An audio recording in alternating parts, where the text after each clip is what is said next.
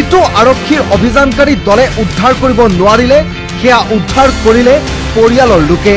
আৰক্ষীয়ে যেন কৰবাত কিবা এটা হুৰুঙাৰে অপৰাধীক হাৰি যোৱা এটা বাটহে ৰাখিছে, তাক লৈ ক্ষোভত পাতিছে স্থানীয় লোক। আমি গধূলি চকত আছিলোঁ, চকত থাকোঁতে মানে তেখেতসকলৰ ভতিজাটো মানে আমাৰ ওচৰতে আছিলে থকাৰ। তাৰপিছত তেখেতে ক'লে যে ঘৰত কিবা এটা হৈছে। আহি দেখিছোঁ মৃতদেহটো ইয়াত পৰি আছে, দুজন ভিতৰত পৰি আছে। সেইখিনিয়ে তিনিজন ঢুকাইছে। অলৰেডি এওঁৰ নাম দীপক নাথ। তাৰপিছত ল'ৰাজন পঢ়ি আছিল চিপাঝাৰ হায়াৰ ছেকেণ্ডাৰীত। তাৰপিছত মাক ঢুকাইছে। আমি সেইখিনিয়ে দেখিছোঁ আৰু পুত্ৰ তেখেত মণ্ডল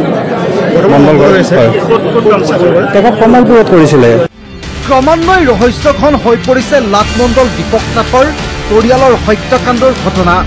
কোনে হত্যা কৰিলে দীপক নাথৰ পৰিয়ালক?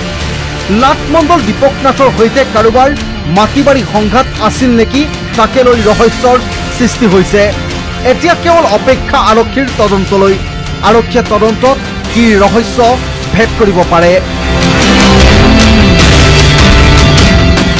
News desk report, the news plus.